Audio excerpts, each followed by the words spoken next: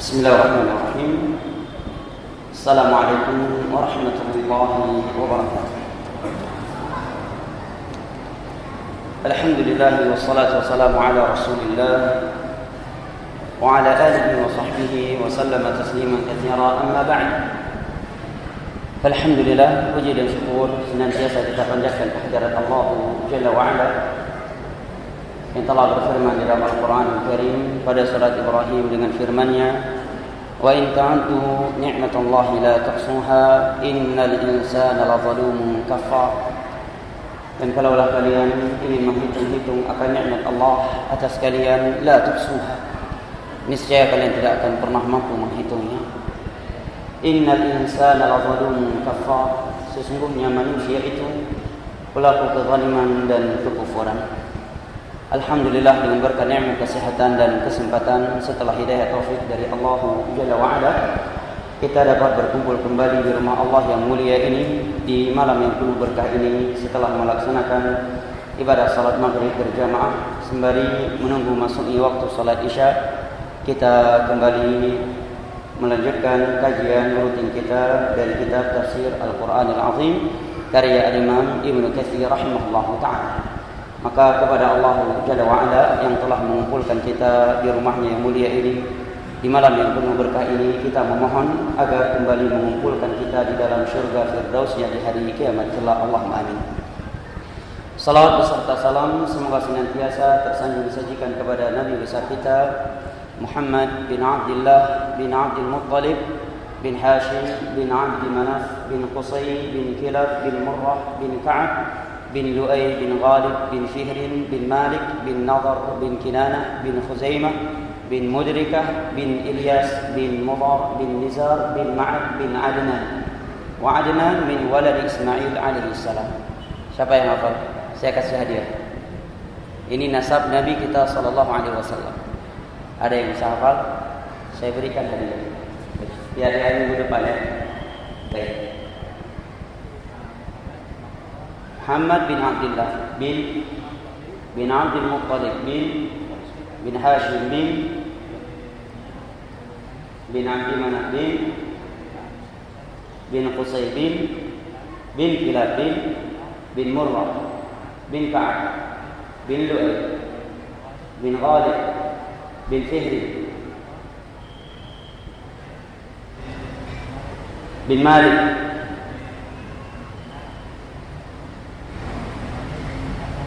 bin Nadhr bin Kinanah bin Khuzaimah bin Mudrikah bin Ilyas bin Mudar bin Nizar bin Ma'ad bin Adnan. Ahsan, insyaallah minggu depan ada ya. Dan kalau ada jamaah yang mengasih hadiah buat beliau, sungguh lebih baik.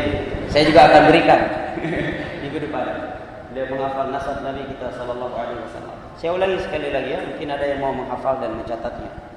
Muhammad bin Abdullah bin Abdul Muttalib bin Hashim bin Abdi Manaf bin Qusay bin Kilab bin Murrah bin Ka'ab bin Lu'ay bin Ghalib bin Fihr bin Malik bin Nadhr bin Kinanah bin Khuzaimah bin Mudrikah bin Ilyas bin Mudar bin Nizar bin Ma'ad bin Adnan wa Adnan min walad Ismail alaihi salam. Ada yang hafal?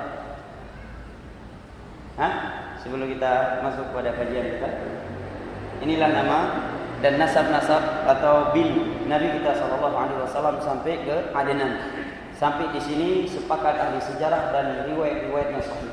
Adapun dari mulai Adnan sampai Nabi Ismail, maka para ulama tidak sepakat akan kesahihan riwayat-riwayat dalam menyebutkan nasab antara Adnan dan Ismail. Yang jelas Adnan dari sudah mulai dekat dengan Nabi Ismail. Kalau Nabi Ibrahim, Ismail sudah jelas bin Ibrahim alaihi salam. Baik. Barakallahu fikum. Kita lanjutkan kajian tafsir kita. Alhamdulillah, pada pertemuan yang lalu kita telah mendengar uraian dan penjelasan Al-Imam Ibnu Katsir rahimahullahu taala terkait al-basmalah, bismillahirrahmanirrahim. Apakah dia bagian dari Al-Fatihah, bagian dari setiap awal setiap surat, ataukah dia ayat tersendiri yang terpisah dari surat-surat yang ada, ataukah dia bagian atau dia ayat di setiap awal surat. Ini telah kita ketahui di pembahasan yang lalu. Juga pada pertemuan yang lalu kita telah mengetahui uraian dan penjelasan ulama terkait bismillahirrahmanirrahim itu dibaca dengan jahar ataukah dengan sir pada salat jahriyah. Telah kita terangkan di sana dan telah saya bacakan penjelasan para ulama terkait hal tersebut. Kemudian berikut ini Al-Imam Ibnu Katsir rahimahullahu taala ingin menyebutkan kepada kita beberapa riwayat yang menerangkan kepada kita pentingnya kita mengawali setiap perbuatan dan ucapan kita dengan menyebut nama Allah Subhanahu wa taala.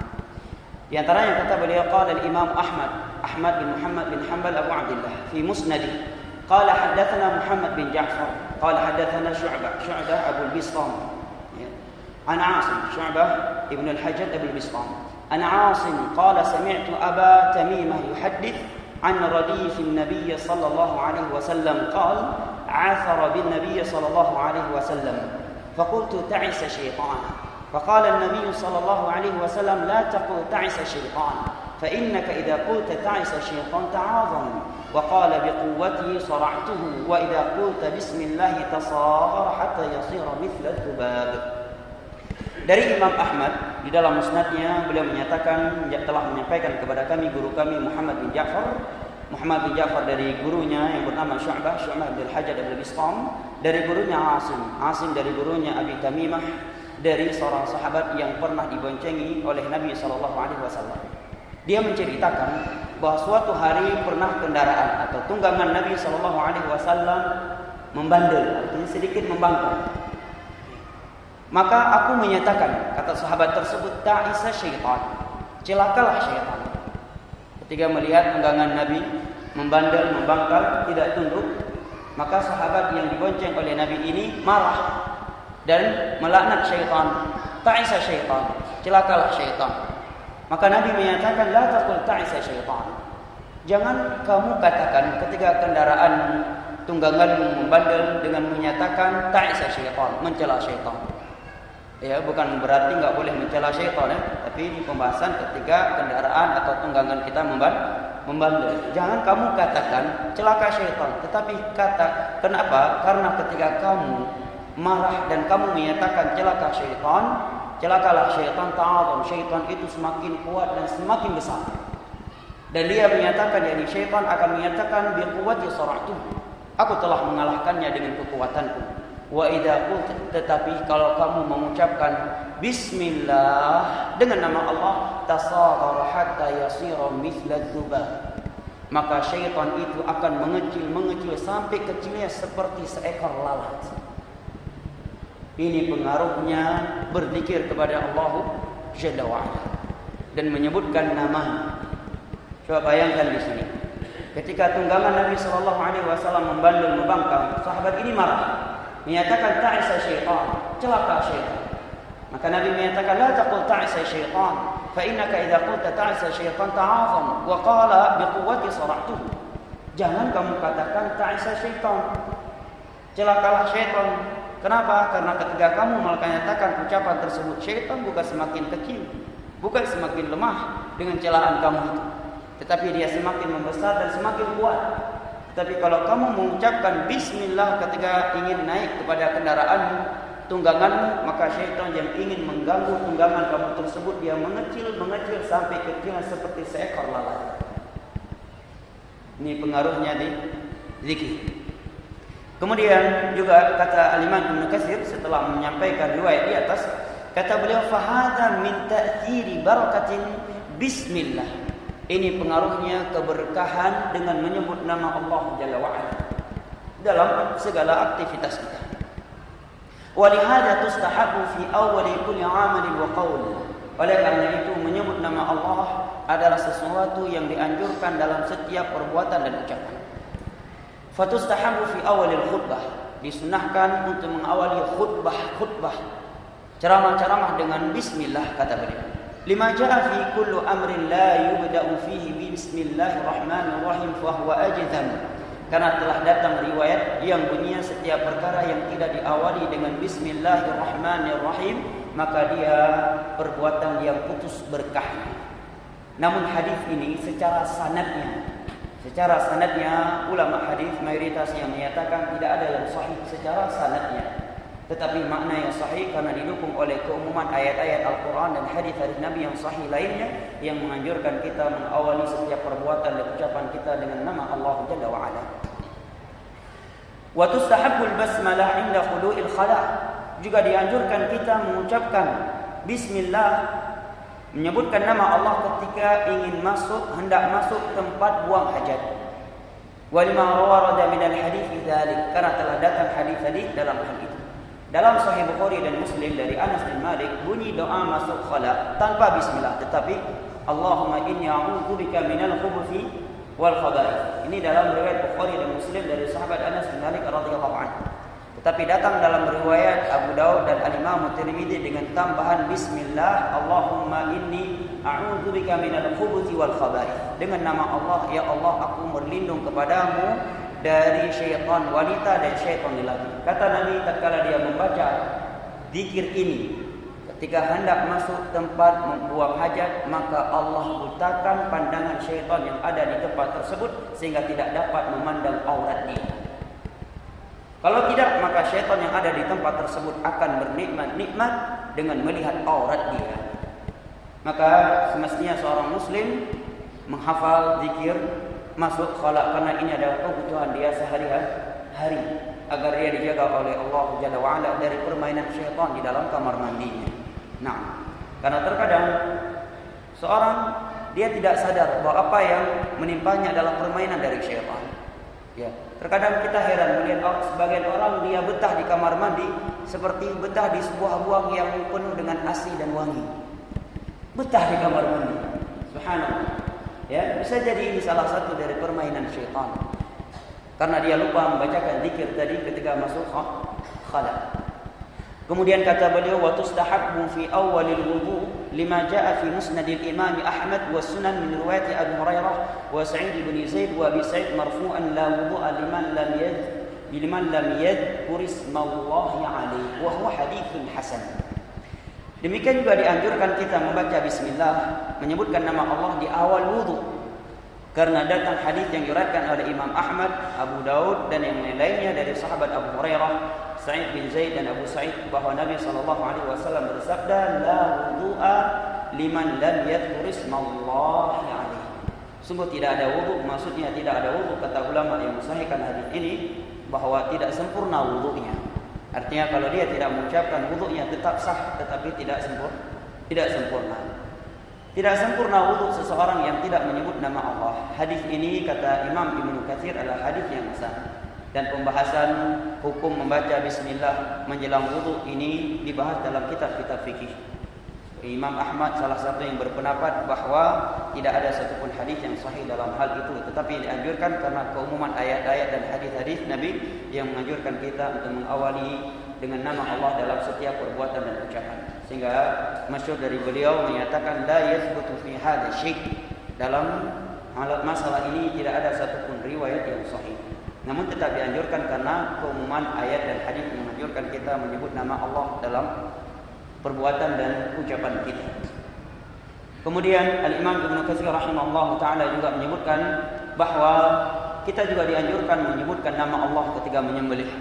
Apakah hukumnya itu wajib ataukah sunnah, ini dipaparkan dalam permasalahan fikih, kata beliau. Kemudian kata beliau, wa hakadha tustahabbu 'indal akli. Demikian juga dianjurkan menyebutkan nama Allah ketika hendak makan dan minum. Lima fi sahih Muslim, sebagaimana yang diriwayatkan oleh Imam Muslim dari Umar bin Abi Salamah. Nabi SAW menyatakan, ya ghulam, samillah wa kul bi yaminik wa kul mimma yalik. Wahai anak kecil, sebutlah nama Allah, makanlah dengan tangan kanan. Maka dengan tangan kanan ini sudah diselisih oleh mayoritas muslim.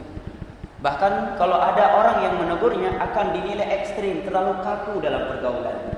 Padahal teman yang mau menegur kita kepada jalan yang terbaik itulah teman yang sebenarnya. Imam Syafi'i menyatakan laisa sadiqu man saddaqa wa innama sadiqu man sadaqa. Dzakaraka in ghafilta dzakkaraka wa in jahilta 'allama. Bukanlah sahabat sejati yang selalu berbasa-basi dengan kamu. Semua sikapmu dia benarkan, tidak pernah menyalahkanmu sekalipun engkau salah. Itu bukan teman, kata Imam Syafi'i. Teman yang sejati itu adalah teman ketika engkau lalai dia ingatkan kamu. Dan ketika engkau tidak tahu dia ajarkan ilmu agama kepadamu. Inilah teman sejati. Dan di dalam Al-Quran Allah menyebutkan dalam surat Zukhruf bahwa seluruh pertemanan dan persahabatan di dunia ini yang tidak dibangun di atas takwa semuanya akan berujung dengan permusuhan dan pertikaian. Allah berfirman di dalam surat Az-Zukhruf, Al-akhillau yawma idzin ba'dhuhum li ba'dhin aduwwun illa al-muttaqin. Seluruh orang yang saling cinta mencintai, kasih mengasihi di dunia ini, pada hari kiamat semua mereka saling bermusuhan sesama mereka kecuali orang-orang yang bertakwa. Maka kata Imam Ibnu Katsir dalam tafsir ayat ini, kata beliau, kullu musadaqatin wa musahabatin li ghairillahi tasiru adawatan yaumil qiyamah. Seluruh pertemanan, seluruh persahabatan kalau bukan karena Allah, tidak saling mengingatkan di atas jalan Allah, semua mereka di hari kiamat akan saling bermusuhan dan saling membenci sesama mereka, sekalipun ketika di dunia mereka saling cinta mencintai. Maka ketika ada teman yang menegur kita, makan dengan tangan kanan dan jangan makan dengan kiri, jangan dikatakan kaku, menunjukkan dia sayang sama kita. Karena Nabi menyatakan, fa innama syaitan la ta'kulu bishimalikum wa la tashrabu bishimalikum fa inna syaitan ya'kulu bishimalihi wa yashrabu bishimalihi. Janganlah kalian memakan dan minum dengan tangan kiri, karena yang memakan dan meminum dengan tangan kiri itu hanyalah setan, bukan manusia. Ini bahasa Nabi SAW dalam riwayat Bukhari dan Muslim. Demikian Nabi tegas menyatakan bahwa yang memakan dan meminum dengan tangan kiri adalah setan. Ini bahasa Nabi SAW. Beliau adalah manusia yang paling lembut, paling santun dan paling sopan. Tapi dalam bab makan dan minum, Nabi menyatakan hanya syaitanlah yang memakan dan minum dengan tangan kiri. Artinya Muslim tidak akan mungkin memakan dengan tangan kiri, kecuali dikarenakan udzur syar'i enggak punya tangan kanan. Demikian Nabi SAW. Terkadang kita melihat sebagian orang sedang mendengar ceramah, minum dengan santai dengan tangan kiri. Ya, di warung kopi, ya, dengan tangan kiri, tapi begitu bicara masalah agama, seakan-akan dia pernah mondok 30 atau 40 tahun. Ya, sumaju JP Jarawi, payah pegahaba masalah agama, tantang itu petandem 20 tahun. Makanan Jarawi. Ya. Padahal Nabi menyatakan yang makan dan minum dengan tangan kiri hanyalah syaitan. Dan Nabi SAW di sini menyatakan, "Qul bismillah." Wahai anak kecil, makanlah dengan mengucapkan bismillah. Wa qul bi yamin, makanlah dengan tangan kananmu. Wa qul mimma yali, dan memakanlah yang paling dekat darimu dulu. Nah, kalau di sana ada beberapa riwayat yang lainnya, di antaranya dari Aisyah radhiyallahu anha. Dalam riwayat Abu Daud dan Imam Tirmidzi, Nabi SAW menyatakan, "Idza akala ahadukum falyadhkur ismallah, fa in nasiya an yadhkur ismallah fi awwali falyaqul bismillah awwalahu wa akhirahu." Apabila salah satu di antara kalian makan atau meminum, hendaknya dia membaca bismillah. Tetapi kalau dia lupa mengucapkan bismillah di awalnya, maka hendaknya dia mengucapkan bismillah awalahu wa akhir. Di pertengahan makan dan minum baru ingat, udah mau habis baru ingat, maka bukan bismillah saja, tetapi ditambah dengan bismillah awalahu wa akhirahu. Ini kalau lupa di awal. Di pertengahannya sudah mau selesai. Kalau sudah selesai bukan bismillah lagi, alhamdulillah. Sudah selesai, alhamdulillah, bukan bismillah lagi. Baik. Juga diriwayatkan oleh Imam Muslim dari Jabir bin Abdullah radhiyallahu anhu. bahwa Nabi sallallahu alaihi wasallam bersabda, "Idza dakhala ar-rajulu baitahu fadzakara Allah 'inda dukhulihi wa 'inda ta'amihi, qala syaitan li ashabihi la mabita lakum wa la 'asha." Barang siapa ketika masuk ke rumahnya berzikir kepada Allah. Telah datang sebuah riwayat, sebagian ulama mensahihkan zikir masuk rumah. Bismillah walajna wa bismillah kharajna wa 'ala Allah rabbana tawakkalna inna nas'aluka khairal maulaj wa khairal makhraj. Ini zikir masuk rumah. Nabi menyatakan apabila dia masuk ke rumahnya berzikir kepada Allah, dan ketika hendak makan malamnya dia berzikir kepada Allah, maka syaitan berkata kepada pasukannya, "Enggak ada tempat untuk kalian tidur dan makan di rumah dia malam hari ini." Ya, ini berita dari Nabi sallallahu alaihi wasallam. Walaupun kita enggak pernah mendengar suara syaitan yang seperti itu, tapi harus kita imani karena Allah berfirman, "Wa ma yantiqu 'anil hawa in huwa illa wahyuha." Nabi Muhammad tidak pernah berbicara dengan hawa nafsu, melainkan dengan wahyu yang diwahyukan oleh Allah Subhanahu wa taala. Kemudian kata Nabi sallallahu alaihi wasallam, "Wa idza dakhala falam yadhkur ismallah falam yadhkur illah 'inda dukhulihi qala syaitan adraktumul babi." Tetapi ketika dia masuk ke rumah tidak menyebutkan nama Allah, tidak berzikir kepada Allah, maka syaitan berkata kepada pasukannya, "Kalian punya kesempatan untuk tidur di rumahnya malam hari ini." Tidur bersama syaitan. Kita tidur rumah sapi aja risih ya. Ada orang yang mau tidur rumah sapi? Enggak mau. Masa sama syaitan mau? Kalau enggak mau rumah Anda ditiduri oleh syaitan, sebutkan nama Allah ketika membuka pintu. Berzikirlah kepada Allah ketika membuka pintu rumah Anda. Kemudian Nabi sallallahu alaihi wasallam menyatakan kalau dia tidak menyebut nama Allah, tidak berzikir ketika makan, maka syaitan berkata kepada pasukannya, "Adraktumul asya," kalian punya bagian makan malam di rumahnya hari ini. Hadis riwayat Imam Muslim. Demikian diajarkan oleh Nabi sallallahu alaihi wasallam. Juga datang dari sahabat Hudzaifah, cerita yang unik dan sangat memberi pelajaran bagi kita semua. Dari sahabat Hudzaifah dalam riwayat Imam Muslim, bahwa Hudzaifah menyatakan, "Kunna idza hadarna ma'a Rasulillah sallallahu alaihi wasallam ta'aman lam nadha aydiyana hatta bada Rasulullah sallallahu alaihi wasallam fayadh'u yadahu." Kami dahulu kalau makan bareng bersama Nabi, maka kami tidak akan memulai makan, tidak akan menurunkan tangan kami ke tempat makanan sampai tangan Nabi sudah turun duluan. Ini adab.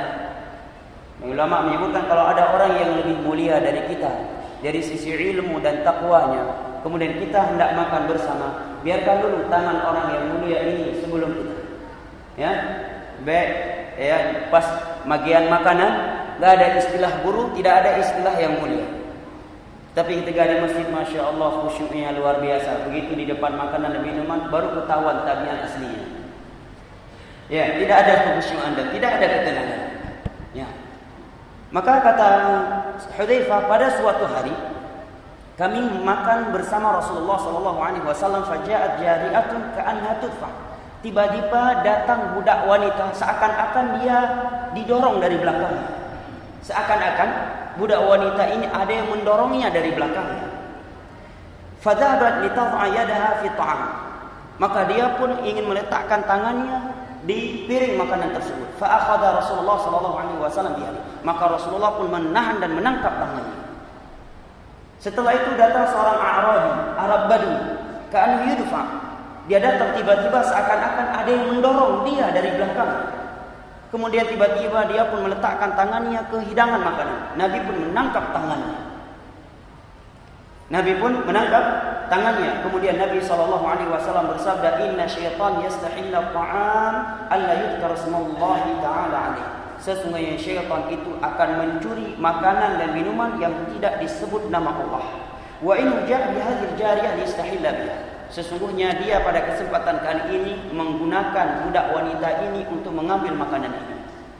Dan dia datang dengan Arab Badui ini untuk mengambil makanan ini. Maksudnya Jariyah dan Badui tadi ini datang ingin mengambil makanan tanpa menyebut nama Allah. Setelah itu kata sahabat Hudzaifah, Nabi pun bersabda, "Walladzi nafsi biyadihi inna yadahu fi yadi ma'a yadayhima."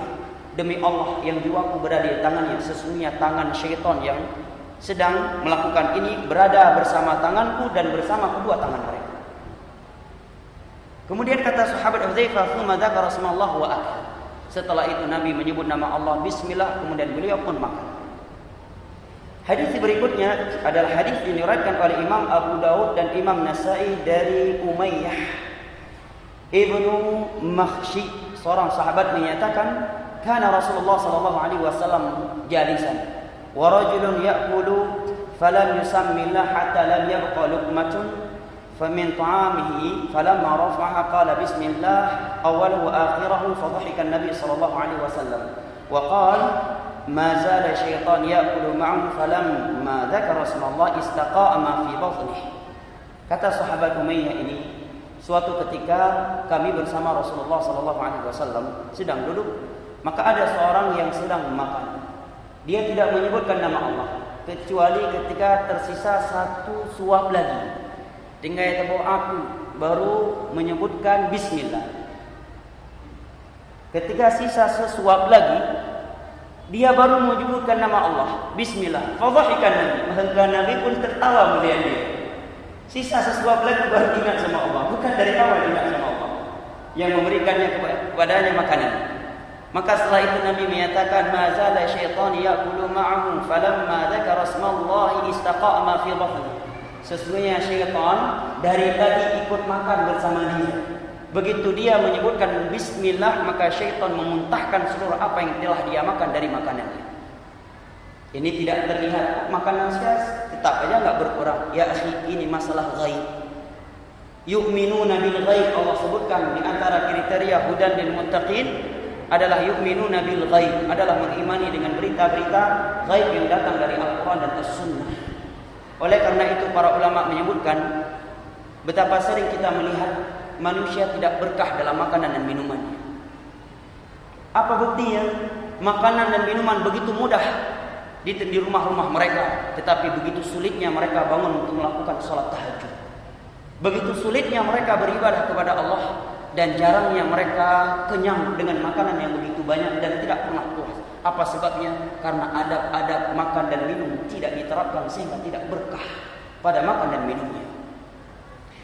Kemudian kata Imam Ibnu Katsir rahimahullahu taala, "Wa kadzalika tustahab 'inda al-jima'." Demikian pula nama Allah dianjurkan untuk kita sebutkan ketika kita mendatangi istri kita melakukan hubungan badan.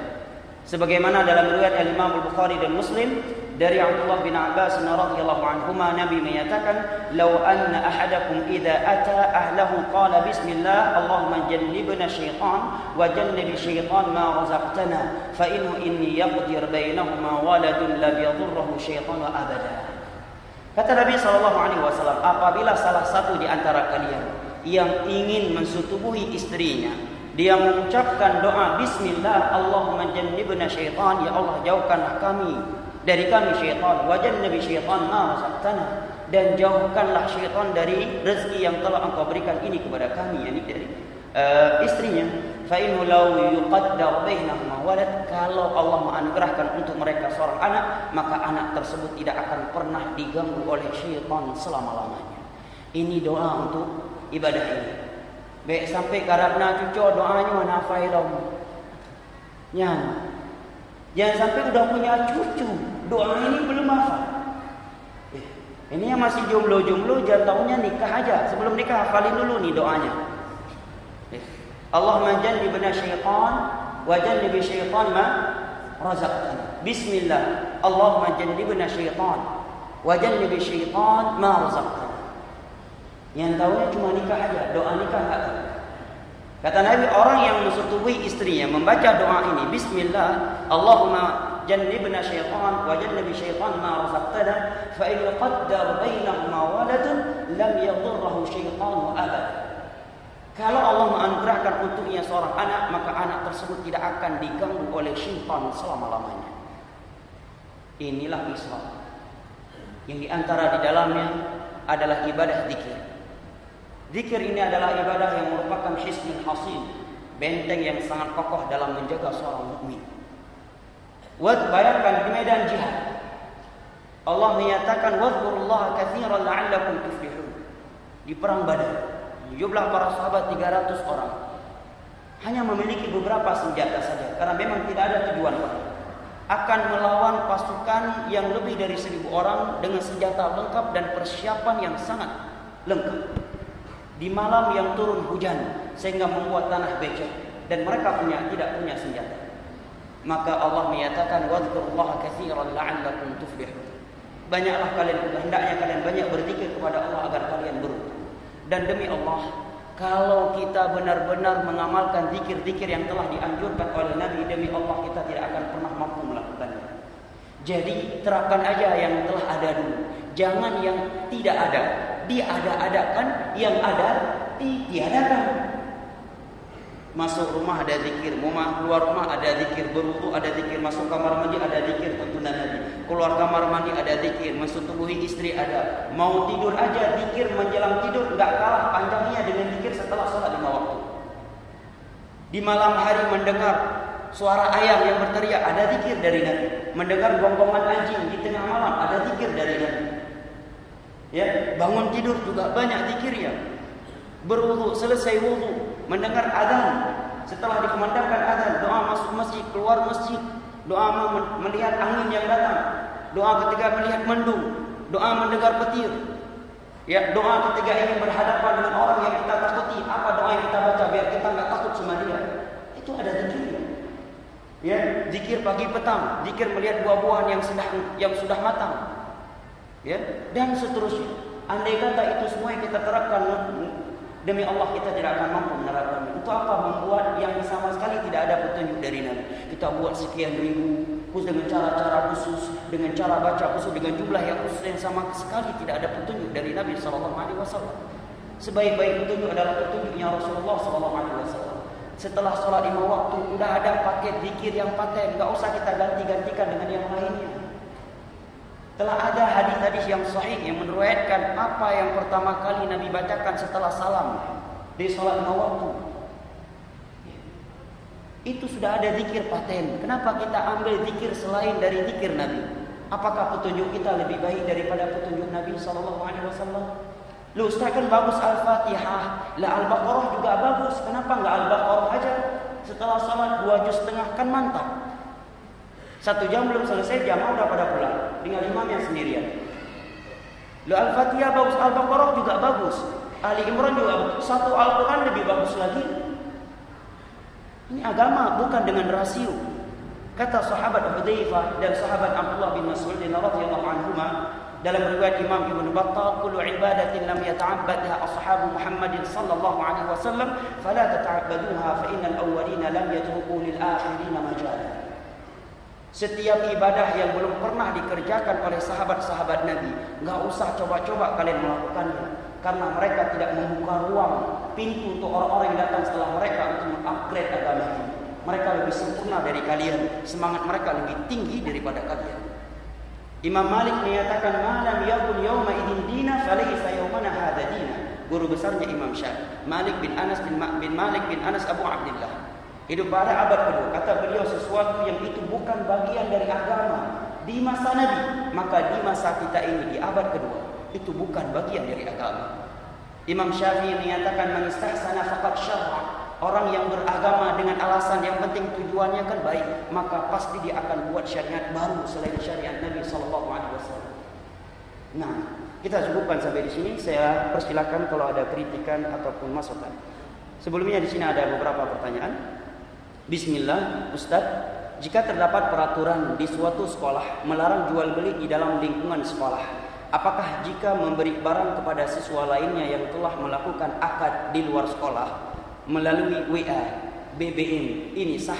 Ini namanya bukan jual beli dalam sekolah. Jual belinya sudah terjadi di luar sekolah. Karena jual beli itu adalah akad transaksi. Ya. Oleh karena itu transaksi dalam masjid ini tidak diperbolehkan. Tapi kalau telah terjadi transaksi di luar masjid, pembayarannya di masjid, maka itu boleh kata para ulama. Karena ini semua jual beli adalah transaksinya, akadnya. Maka kalau demikian tidak mengapa. Tetapi kalau peraturan sekolah tidak boleh membawa barang jualan sekolah barang jualan ke dalam lokal, maka kalau dia menyelisihinya, jual belinya sah, tetapi dia menyelisih etika seorang muslim. Karena Nabi menyatakan al-muslimuna ala syurutihim. Kaum muslimin itu mereka melaksanakan syarat-syarat yang telah disepakati. Mungkin ada yang berkata, saya tidak mengucapkan syarat sepakat untuk tidak melakukan jual beli di dalam sekolah, tetapi lisan hal Anda telah mengucapkannya. Di dalam kaidah fikih ada sebuah kaidah yang berbunyi asyartu 'urfan kasyarti lafzan. Syarat yang telah dimaklumi bersama kesepakatannya itu sama seperti Anda yang mengucapkannya. Ya, dan Nabi dan Allah berfirman dalam surat Al-Baqarah wa'tul buyuta min abwabiha. Masuklah ke rumah itu dari pintu-pintunya. Ayat ini menerangkan kepada kita bahwa hendaknya kita berjalan di atas prosedur dalam segala sesuatu, selama prosedur tersebut tidak bertentangan dengan hukum Allah dan Rasulnya. Nah, di sini ada pertanyaan. Bismillah. Assalamualaikum warahmatullahi wabarakatuh. Waalaikumsalam warahmatullahi wabarakatuh. Jika seorang wanita mendapat haid, bukan mendapat karena dia bukan hadiah haid itu, tapi datang. Ya. Jika seorang wanita mendapatkan haid ketika belum sempat melaksanakan sholat karena suatu kesibukan, apakah sholatnya itu harus diqadha atau sudah tidak wajib dikerjakan? Al-Imam Ibnu Hazm menyatakan tidak wajib. Kenapa? Karena waktunya luas. Beliau ibaratkan seperti orang yang meninggal di pertengahan Ramadan. Di tengah hari siang Ramadan, dia tidak berdosa. Atau dia tidak berpuasa di bulan Ramadan karena uzur syar'i. Kemudian setelah Ramadan, dia tidak langsung mengqadha'nya karena waktu mengqadha' puasa antara Ramadan dengan Ramadan berikutnya. Lantas dia mati belum sempat mengqadha'nya, maka dia tidak berdosa. Kenapa? Karena dia tidak mengeluarkannya dari waktunya. Ini diibaratkan juga oleh beliau, andai kata seorang tidak langsung sholat ketika waktu telah masuk, walaupun afdalnya seorang melakukan sholat di awal waktunya. Dia musafir misalkan, tidak langsung melakukan sholat zuhur. Dia kira ada setengah jam lagi, saya istirahat dulu. Rupanya meninggal. Dan dia punya niat untuk sholat. Tidak ada tujuan niat untuk meninggalkan sholat. Mati dalam keadaan belum sholat dan waktunya telah masuk, dia tidak berdosa karena dia tidak meninggalkan sholat. Dan dia ingin melakukannya tepat pada waktunya. Waktu zuhur habis dengan masuknya waktu salat asar. Hanya saja dia menyatakan sekarang saya istirahat terlebih dahulu. Ya, kecuali dia mati setelah salat asar belum melakukan salat zuhur. Dan dia bukan seorang musafir. Ini baru bermasalah. Demikian pula wanita yang haid. Karena itu datang bukan sebabnya dia. Dan bukan dia yang menginginkannya. Dan haid adalah uzur syar'i untuk meninggalkan salat. Dan Al-Imam Ibnu Hazm juga menyebutkan apakah ketika dia suci harus mengqadha'nya? Kata Imam Ibnu Hazm tidak mengqadha'nya. Yang mengharuskannya dia tidak memiliki dalil. Bagaimana kata Ibnu Hazm Anda mengharuskan seorang mengqadha'kan sesuatu yang dia meninggalkannya karena alasan syar'i, yaitu haid. Demikian disebutkan oleh Al-Imam Ibnu Hazm. Pertanyaan yang kedua, jika di tengah mandi wajib keluar hadas kecil ataupun besar. Sekarang pertanyaan, apa perbedaan hadas kecil dengan hadas besar? Dia sedang mandi wajib, tiba-tiba keluar hadas besar. Hadas besar yang mengharuskan mandi, nifas, haid. Adapun air besar walaupun sebesar apapun tetap hadas kecil. Hadas kecil itu yang mengharuskan wudu. Pertanyaan, apakah wajib wudu lagi atau mandinya sudah mencukupi kalau dia menyiram kembali seluruh tubuhnya dengan niat mengangkat hadas dan mandi junub, maka telah cukup. Telah datang asar dari Abdullah bin Umar menyatakan ayyu wudu'in a'ammu minal ghusl. Ketika ada yang bertanya adakah anjuran berwudu setelah mandi junub, kata beliau adakah wudu yang lebih sempurna daripada mandi. Tetapi kalau mandi junubnya sudah selesai dan dia mau keluar batal, maka kewajibannya adalah berwudu. Dan mandi junub, Al-Imam Nawawi menyebutkan kesepakatan ulama bahwa apa yang datang dari sifat mandi junub dari hadis-hadis Nabi itu hukumnya sunnah. Adapun yang wajib yang mengangkat hadas adalah menyiramkan air ke seluruh tubuh dengan niat mengangkat hadas. Walaupun dia tidak berwudu di awalnya, tidak mencuci kemaluannya, itu telah cukup. Demikian disebutkan oleh para ulama. Wallahu taala a'lam bishawab. Saya cukupkan sampai di sini. Kita memohon kepada Allah agar kembali mempertemukan kita di dalam syurga firdausnya di hari kiamat sebagaimana Dia telah mempertemukan kita di majelis ilmu yang mulia ini. Wabillahi taufiq wal hidayah. Wassallallahu ala nabiyyina Muhammad wa ala alihi wa sahbihi wasallam. Wa akhiru da'wana alhamdulillahi rabbil alamin. Wassalamu alaikum warahmatullahi wabarakatuh.